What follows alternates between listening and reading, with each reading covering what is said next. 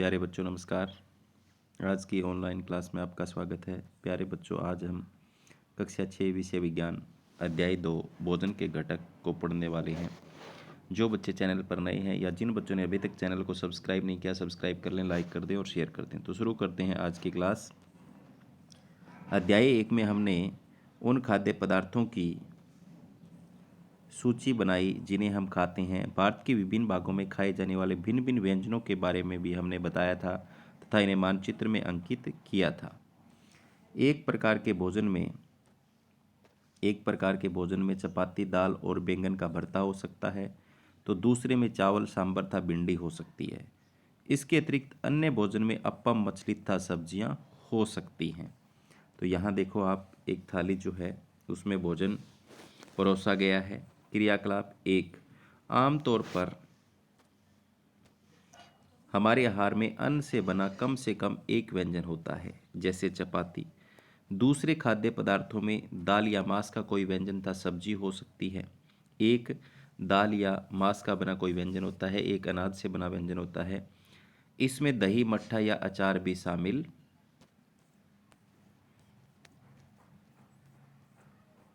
हो सकते हैं।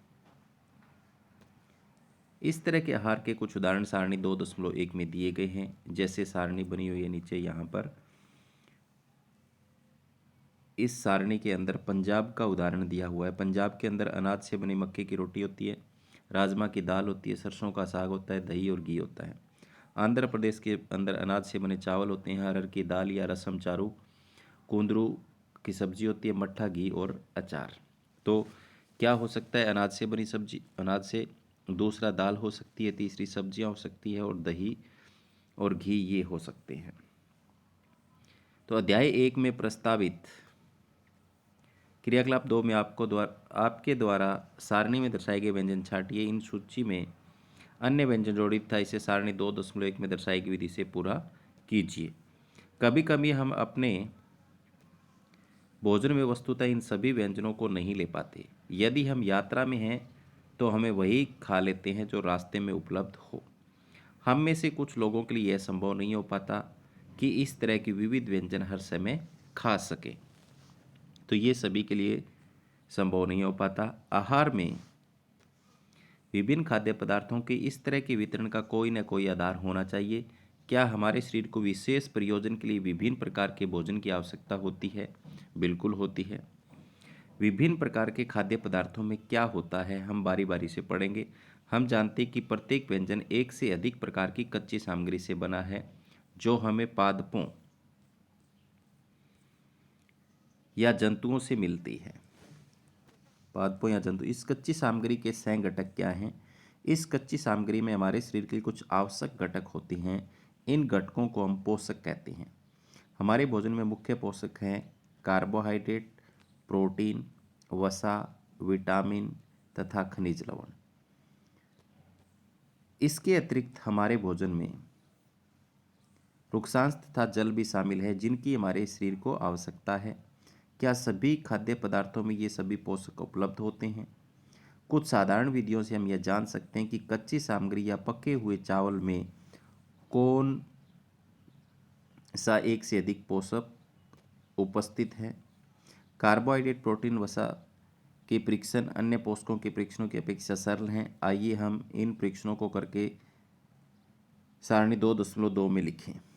इन परीक्षणों को करने के लिए आपको आयोडीन, कॉपर सल्फेट तथा कास्टिक सोडा विलेनों की आवश्यकता होती है। आपको कुछ प्रश्नावलियां तथा एक ड्रॉपर की भी आवश्यकता होती है। तो ये हमारी लैब के अंदर सभी चीज़ें मिल जाती हैं, हम इनका टेस्ट कर सकते हैं। इन परीक्षणों को पके हुए भोजन तथा कच्ची सामग्री पर करें। इन परीक्षणों से प्राप्त परीक्षणों को सारणी 2.2 में दर्शाए गए तरीके से लिख सकते हैं। इस सारणी में कुछ खाद्य पदार्थ दर्शाए गए हैं। अपना परीक्षण इन पर या अन्य किसी खाद्य पदार्थ पर कर सकते हैं। इन परीक्षणों की सावधानी से कीजिए और किसी भी रसायन को खाने से पहले चखने का प्रयास मत कीजिए। यदि आवश्यक विलयन तत्काल उपलब्ध नहीं है तो आपके अध्यापक निम्न विधि से उन्हें तैयार कर सकते हैं। आइए कार्बोहाइड्रेट पदार्थों की जांच करके देखें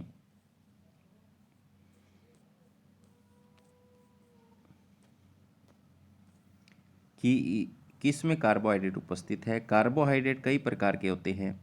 हमारे भोजन में पाए जाने वाले मुख्य कार्बोहाइड्रेट मंड तथा शर्करा के रूप में आपसे पूछा जा सकता है। हमारे भोजन में पाए जाने वाले कार्बोहाइड्रेट के रूप कौन से हैं, तो मंड तथा शर्करा के रूप में मिलता है।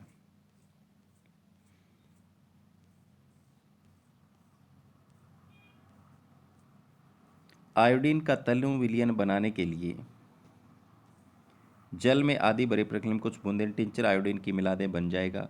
कॉपर सल्फेट विलयन 100 मिलीलीटर जल में 2 ग्राम कॉपर सल्फेट घोलने से बन जाता है।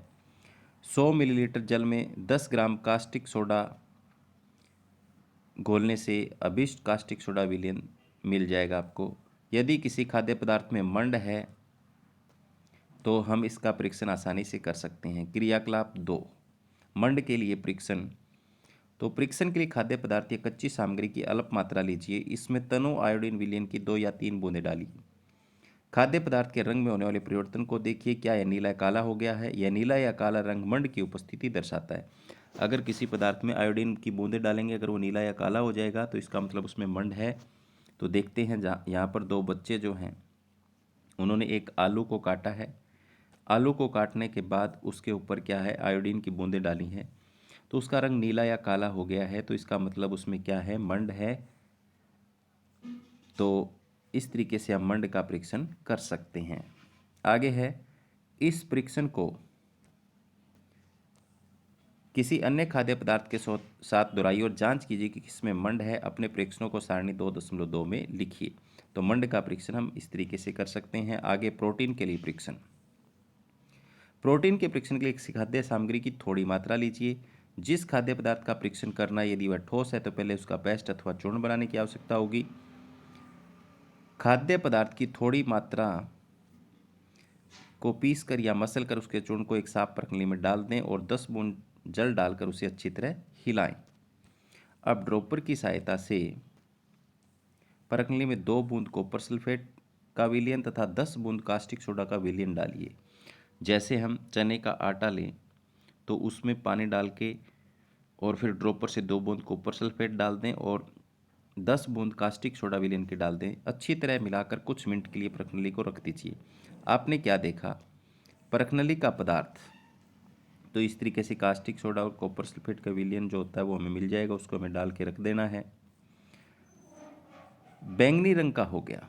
किस रंग का हो गया, वो बैंगनी रंग का हो गया। बैंगनी रंग पदार्थ में प्रोटीन की उपस्थिति दर्शाता है। अब आप इस परीक्षण को किसी दूसरे खाद्य पदार्थ के साथ भी दोहरा सकते हैं। अगर वो बैंगनी रंग देता है तो इसका मतलब उसमें प्रोटीन है। आगे है वसा के लिए परीक्षण। वसा के लिए परीक्षण जो है वो बिल्कुल आसान है। खाद्य पदार्थ की अल्प मात्रा लीजिए, इसे कागज के टुकड़े में लपेट कर कूटिए। ध्यान रखें, तो यहाँ पर देखो खाद्य पदार्थों में उपस्थित पोषक है। यहाँ पे कच्चा आलू में मंड उपस्थित होता है, दूध में प्रोटीन उपस्थित आता है, हाँ मूंगफली में वसा उपस्थित होती है। तो इस सारणी में हम भर सकते हैं जो जो टेस्ट करेंगे। अब क्या है, आपको जिस पदार्थ का टेस्ट करना है उसको कागज़ में लपेट कर कूटना है, कागज़ फट ना जाए। अब कागज़ को सीधा कीजिए और ध्यानपूर्वक देखिए, क्या इस पर तेल के धब्बे कागज़ को किसी प्रकाश के सामने लाएं। क्या आपको इस धब्बे से होकर आने वाला प्रकाश धुंधला प्रकाश दिखाई देता है। कागज़ पर तेल का धब्बा खाद्य पदार्थ में वसा की उपस्थिति दर्शाता है। इस तरह से पीटने से अगर तेल का धब्बा कागज़ पर बन जाता है, उससे धुंधला दिखाई देता है, तो इसका मतलब उसमें वसा है, चिकनाई है। खाद्य पदार्थ में कभी कभी जल की कुछ मात्रा भी हो सकती है। इस दशा में इन पदार्थों को कागज़ पर धीरे धीरे रगड़िए और कुछ समय के लिए कागज़ को सुखा दीजिए ताकि खाद्य पदार्थ से कुछ जल आया हो तो वह सूख जाए, उड़ जाए। इसके बाद यदि कागज़ पर तेल का धब्बा न रहे तो यह पता चलता है कि खाद्य पदार्थ में वसा उपस्थित नहीं है। कई बार क्या होता है, पानी की मात्रा हो सकती है तो उसको धूप में सुखा लेंगे, पानी उड़ जाएगा। अगर वसा होगी तो वो उसके ऊपर धब्बा रहेगा। ये परीक्षण क्या दर्शाते हैं, क्या वसा, प्रोटीन तथा मंड उन सभी खाद्य पदार्थों में उपस्थित होते हैं जिनका आपने परीक्षण किया। क्या एक खाद्य पदार्थ में एक से अधिक पोषक तत्व उपस्थित होते हैं। क्या आपने कोई ऐसा खाद्य पदार्थ बताया जिसमें न कोई भी पोषक तत्व उपस्थित न हो। हमने 3 पोषकों कार्बोहाइड्रेट, प्रोटीन तथा वसा के लिए विभिन्न खाद्य पदार्थों का परीक्षण किया। विटामिन तथा खनिज लवण जैसे अन्य पोषक भी हमारे विभिन्न खाद्य पदार्थों में उपस्थित रहते हैं। इन सभी पोषकों की हमें क्यों आवश्यकता होती है। तो विभिन्न पोषक हमारे शरीर के लिए क्या करते हैं। ये विभिन्न पोषक हमारे शरीर के लिए क्या करते हैं। कार्बोहाइड्रेट मुख्य रूप से हमारे शरीर को ऊर्जा प्रदान करता है। वसा से भी ऊर्जा मिलती है, तो कार्बोहाइड्रेट और वसा से हमें ऊर्जा मिलती है। वास्तविकता यह है कि कार्बोहाइड्रेट की तुलना में वसा की समान मात्रा से अधिक ऊर्जा प्राप्त होती है। अगर वसा और कार्बोहाइड्रेट की हम बराबर मात्रा खाएं तो ज़्यादा ऊर्जा किससे प्राप्त होगी? हमें वसा से प्राप्त होगी, डबल प्राप्त होगी। कार्बोहाइड्रेट युक्त भोजन को ऊर्जा देने वाला भोजन कहते हैं। तो इसका उत्तर आप याद कर लोगे, कार्बोहाइड्रेट युक्त भोजन को कौन सा भोजन कहते हैं? ऊर्जा देने वाला भोजन कहते हैं। तो प्रश्न भी बन सकता है, ऊर्जी भोजन किसे कहते हैं? तो कार्बोहाइड्रेट युक्त भोजन को ऊर्जी भोजन कहते हैं। यहाँ पर देखो, ये कार्बोहाइड्रेट के कुछ स्रोत हैं। अगर आपसे स्रोत पूछे जाएं तो बाजरे में कार्बोहाइड्रेट होता है, चावल में होता है, गेहूं में होता है, शक्करकंदी में होता है, आलू में होता है, गन्ने में होता है, पपीते में होता है, तरबूज में होता है और आम में होता है, मक्का में भी होता है। वसा के कुछ स्रोत यहाँ पर देखो, सूरजमुखी का तेल, सरसों का तेल, नारियल का तेल, सोयाबीन का तेल, गिरी, मूंगफली, इन सब में क्या होता है? वसा होता है। मांस, घी, दूध, मक्खन, क्रीम, मछली, अंडे, इनमें भी वसा होती है। तो ये पादप और जंतु स्रोत जो दिखाए गए हैं, ये जंतु स्रोत हैं, ऊपर वाले पादप स्रोत हैं जिसमें वसा मिलती है। आगे देखो, चना है, मूंग है, तुअर दाल है। चना है, मूंग है, तुअर दाल है, राजमा है, सोयाबीन है, मटर है। और इधर देखो, इसके नीचे क्या है? प्रोटीन के कुछ स्रोत, ऊपर वाले पादप स्रोत हैं, नीचे वाले जंतु स्रोत हैं। तो प्रोटीन किस में होता है? मांस में भी होता है, मछली में भी होता है, पनीर में भी होता है, अंडे में भी होता है, दूध में भी होता है। तो प्रोटीन की आवश्यकता शरीर की वृद्धि एवं स्वस्थ रहने के लिए होती है। प्रोटीन की आवश्यकता शरीर की वृद्धि तथा स्वस्थ रहने के लिए होती है। प्रोटीन युक्त भोजन को प्राय शरीर वर्धक भोजन कहते हैं। चित्र 2.5 हमने देखा। विटामिन रोगों से हमारे शरीर की रक्षा करते हैं। विटामिन हमारी आंख, अस्थियों, दांत और मसूड़ों को स्वस्थ बनाए रखने में भी मदद करते हैं। शरीर की वृद्धि के लिए आवश्यक है प्रोटीन, तो शरीर वर्धक भोजन तो प्रोटीन को कहते हैं। रोगों से लड़ने के लिए आवश्यक है विटामिन। विटामिन कई प्रकार के होते हैं जिन्हें अलग अलग नामों से जाना जाता है। इनमें से कुछ vitamin A, vitamin B, vitamin C, vitamin D, vitamin E तथा विटामिन ए के नाम से जाना जाता है। विटामिनों के एक समूह को विटामिन बी कॉम्प्लेक्स कहते हैं। हमारे शरीर को सभी प्रकार के विटामिनों की अल्प मात्रा में आवश्यकता होती है। अल्प का मतलब बहुत कम मात्रा। विटामिन ए हमारी त्वचा थांकों को स्वस्थ रखता है। तो आपसे पूछा जा सकता है हमारी त्वचा थांकों को स्वस्थ रखने वाले विटामिन का नाम बताओ, तो विटामिन ए। विटामिन सी रोगों से लड़ने में हमारी मदद करता है। विटामिन डी हमारी अस्थियों और दांतों के लिए कैल्शियम का उपयोग करने में हमारे शरीर की सहायता करता है। विभिन्न विटामिनों से भरपूर भोजन चित्र 2.6 से 2.9 में दिखाए गए हैं। तो यहाँ पर देख सकते हो, ऊपर क्या है? विटामिन ए का स्रोत दिखाया हुआ है। विटामिन ए किस किस में होता है? आम में होती है, गाजर में होती है, पपीते में होती है, मछली के तेल में, दूध में होती है। ठीक है, तो आप विटामिन ए के लिए इनको खा सकते हैं। विटामिन बी के स्रोत किस किस में होते हैं? विटामिन बी गेहूं में होती है, चावल में होती है और यकृत में होती है। इसके बाद में विटामिन सी अगर हमें प्राप्त करनी हो तो ये टमाटर में होती है, संतरे में होती है, अमरूद में होती है, मिर्च में होती है, नींबू में होती है और आंवले में होती है। और विटामिन डी जो होती है वो दूध, मक्खन, अंडे और मछली सभी में होती है। आगे है देखो, आयोडीन के कुछ स्रोत। आयोडीन जो होती है वह अदरक, पालक में होती है। फास्फोरस के कुछ स्रोत दिखा रखे हैं, दूध, केला, जीरा। लोहे के कुछ स्रोत सेब है, यकृत है, पालक है। कैल्शियम के स्रोत है दूध और अंडा। ठीक है, हमारे शरीर में हमारा शरीर भी सूर्य के प्रकाश की उपस्थिति में विटामिन डी बनाता है। इन दिनों कोई भी सूर्य के प्रकाश में नहीं रहता, जिससे लोगों में इसकी कमी हो जाती है। आगे है, हमारे शरीर की खनिज लवणों की भी आवश्यकता होती है। अल्प मात्रा में शरीर के उचित विकास तथा अच्छे स्वास्थ्य के लिए प्रत्येक खनिज लवण आवश्यक है। विभिन्न खनिज लवणों के कुछ स्रोतों को चित्र 2.10 में दर्शाया गया है।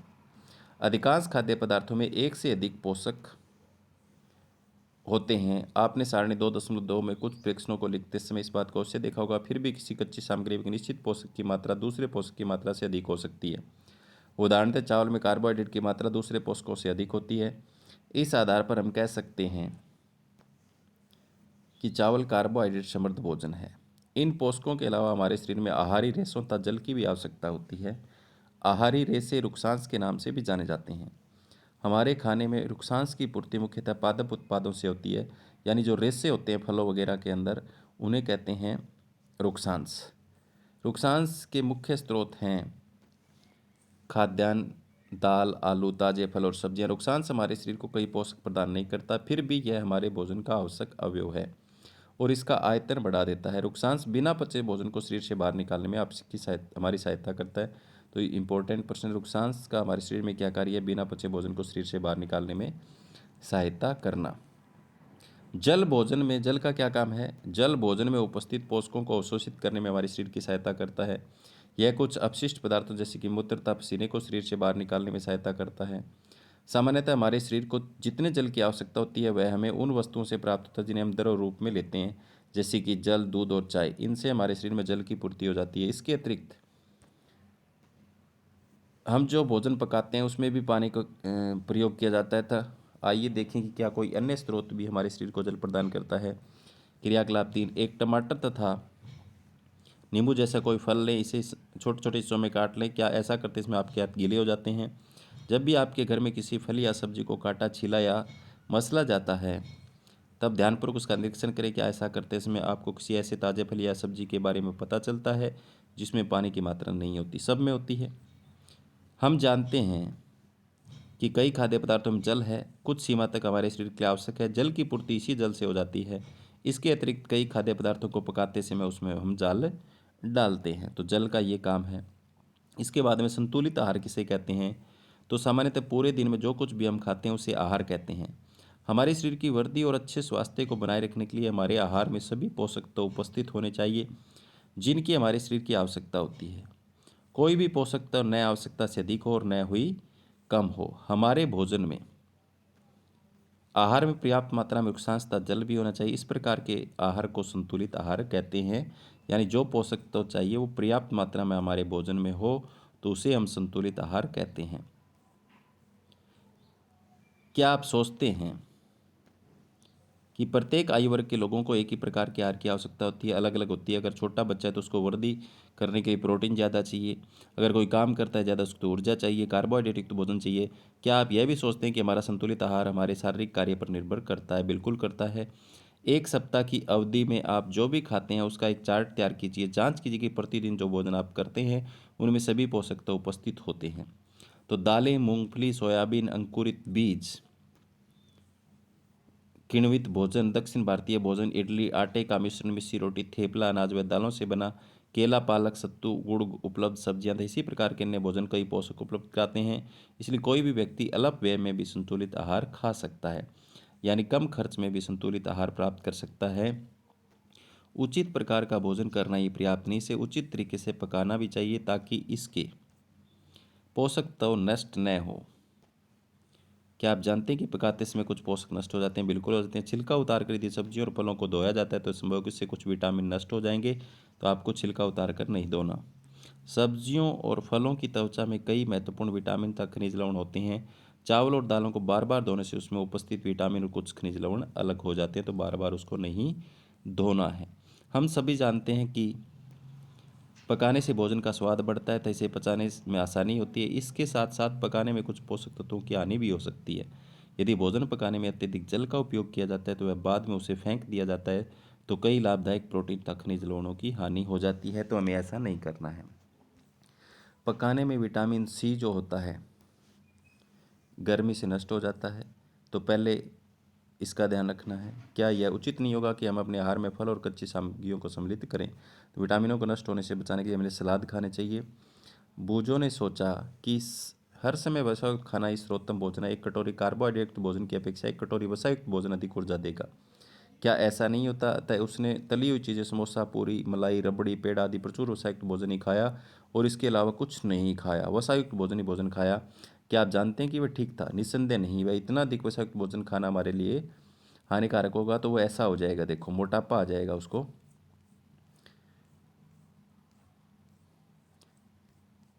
तो बहुत हानिकारक हो सकता है। हमारे भोजन में वसा की अत्यधिक मात्रा से मोटापे का कारण बनती है। अगर वसा हम ज़्यादा खाएंगे तो मोटापा आ जाएगा। इसके बाद में अभावजन्य रोग। एक व्यक्ति खाने के लिए पर्याप्त भोजन पा रहा है लेकिन कभी कभी उसके भोजन में किसी विशेष पोषक की कमी हो जाती है। यदि यह कमी लंबी अवधि तक रहती है तो वह व्यक्ति उस अभाव से ग्रसित हो जाता है। एक से अधिक पोषक तत्वों के अभाव हमारे शरीर में रोग अथवा विकृतियां उत्पन्न करते हैं। वे रोग जो लंबी अवधि तक पोषकों के अभाव के कारण होते हैं उन्हें अभावजन्य रोग कहते हैं। यदि कोई व्यक्ति अपने भोजन में पर्याप्त प्रोटीन नहीं ले रहा तो उसे कुछ रोग हो जाते हैं, जैसे वृद्धि का अवरुद्ध होना, चेहरे पर सूजन, बालों के रंग का उड़ना, त्वचा की बीमारियां और पेचिश आदि। तो इन्हें भावजन्य रोग कहते हैं। यदि प्रोटीन था कार्बोहाइड्रेट दोनों ही अपने भोजन में नहीं ले रहा हो लंबे समय से, तो क्या होगा देखो, अनुपस्थित रहे तो उसकी वृद्धि पूरी तरह से अवरुद्ध हो जाएगी। ऐसा व्यक्ति बहुत दुबला पतला हो जाएगा, वह इतना दुर्बल हो जाएगा चलने में भी असमर्थ होगा। विभिन्न विटामिनों और खनिज लवणों के अभाव से विभिन्न रोग तथा विकृतियां हो सकती हैं। इससे कुछ सारणी 2.3 में दर्शाया गया है। सभी अभावजन्य रोगों की रोकथाम कैसे कर सकते हैं? संतुलित आहार लेकर की जा सकती है। इस अध्याय में हमने स्वयं से यह जानने की कोशिश की कि विभिन्न क्षेत्रों के भोजन में इतनी अधिक विविधता होते हुए भी आहार में पोषक तत्वों का वितरण सामान्य है। यह वितरण हमारे भोजन में आवश्यक पोषक तत्वों की उपस्थिति सुनिश्चित करता है। तो आगे एक सारणी बनी हुई, सारणी को हम जरूर देखेंगे। विटामिन और खनिज लवणों के अभाव के कारण होने वाले रोग, तो पहले एक विटामिन और खनिज लिखा हुआ, भावजन्य रोग विकार लिखा हुआ। अगर विटामिन ए हमारे भोजन में नहीं है तो क्षीणता, दृष्टिहीनता हो जाती है, कमजोर दृष्टि, अंधेरे रात में कम दिखाई देना, कभी कभी पूरी तरह से दिखाई देना बंद हो जाता है। तो विटामिन ए की कमी से ऐसा होता है। विटामिन बी की कमी से बेरी बेरी रोग होता है, दुर्बल पेशियां और काम करने की ऊर्जा में कमी आती है। विटामिन सी की कमी से सकरवी रोग होता है, मसूड़ों में खून निकलेगा, घाव भरने में अधिक समय लगेगा। विटामिन डी जो है अगर वो हमारे भोजन में नहीं है तो रिकेटस रोग हो जाएगा, हड्डियाँ कमज़ोर हो जाएगी, अस्थियों का मुलायम होकर मुड़ जाना। कैल्शियम अगर नहीं है तो हड्डियाँ, अस्थियाँ और दंतक्ष्य होगा, कमज़ोर अस्थियाँ, दंतक्ष्य। आयोडीन है उससे घेंगा या गायटर, गले की ग्रंथि फूल जाती है। बच्चों में मानसिक विकलांगता जैसे लोहे की कमी से अरक्तता हो जाता है, कमजोरी आ जाती है। तो ये था पाठ 2 भोजन के घटक कक्षा 6 जो हमने पढ़ा। अगले वीडियो में हम इसके प्रश्न उत्तर लेकर के हाजिर होंगे। तब तक धन्यवाद।